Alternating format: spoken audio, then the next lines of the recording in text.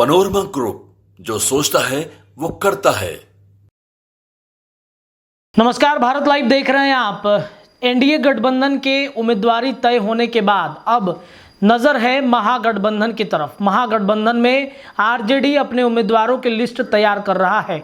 आज संसदीय बोर्ड की बैठक राबड़ी आवास पर पटना में होगा और संसदीय बोर्ड में यह फैसला होना है कि आरजेडी अपने उम्मीदवारों को कौन सी जगह पर फिट करेगी। एक चर्चा यह है कि जदयू की सीट पर, जदयू उन जगहों पर जिन जगहों पर अपनी उम्मीदवारी तय कर रहा है, उसी सीटों पर आरजेडी की भी निगाहें हैं। यानी कि तेजस्वी यादव को चाचा नीतीश कुमार से बदला भी निकालना है। देखिए, कई सर्वे रिपोर्ट आए हैं महागठबंधन और एनडीए गठबंधन के 40 सीटों पर। उन सर्वे में लगभग 5 से 6 सीटें महागठबंधन को आती हुई दिख रही है। अब उन 5-6 सीटों को और ज़्यादा आंकड़ा बढ़ाने के लिए तेजस्वी यादव ने फुल फॉर्म तैयारी कर रखी है।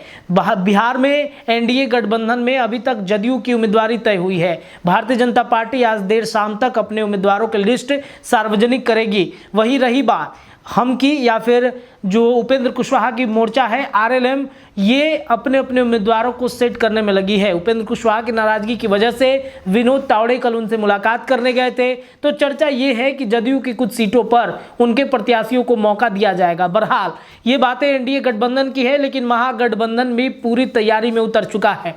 महागठबंधन में सबसे ज़्यादा जिन सीटों की चर्चा हो रही है, उन सीटों पर निगाहें हैं जदयू की उन 16 सीटों पर, जिस 16 सीटों पर राजद मात देने को तैयार है। देखिए, कई ऐसी सीटें हैं जिन सीटों पर जदयू में एंटी इनकम्बेंसी लागू हो रही है और इसका फायदा तेजस्वी यादव उठाना चाहते हैं। तेजस्वी यादव चाहते हैं कि इस बार वो गलती नहीं करेंगे जो 2019 वाली गलती हमने कर रखी है।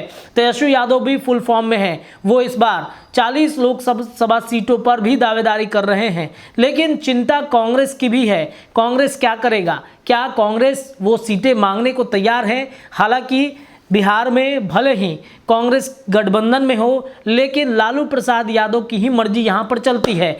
दिल्ली में भले ही सीटों का बंटवारा या फिर फैसला कांग्रेस को अपने हिसाब से करना होता है, लेकिन बिहार जब आप आइएगा तो राजद के बिना यहाँ पर ना तो कांग्रेस कुछ कर पाएगा और ना ही माले कर पाएगा। देखिए, माले की भी कुछ सीटों पर निगाहें हैं, वैसी सीटों पर जहाँ पर जदयू के उम्मीदवार हैं।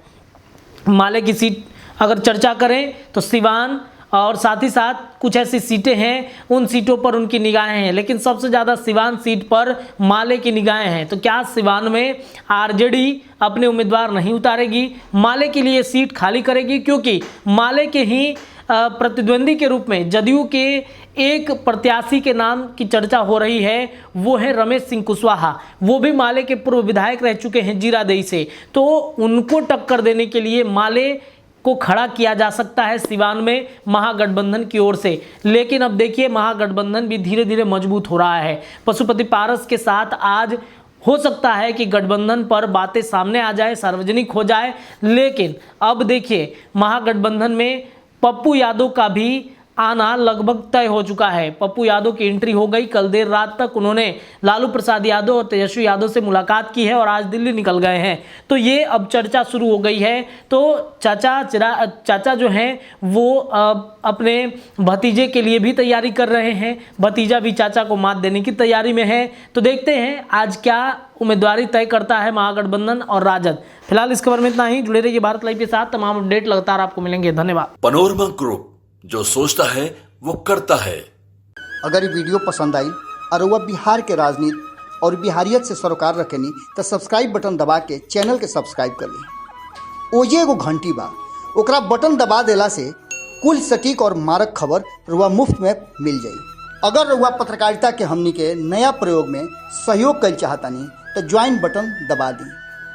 पेटीएम नंबर नोट कर ली 9386816700। धन्यवाद।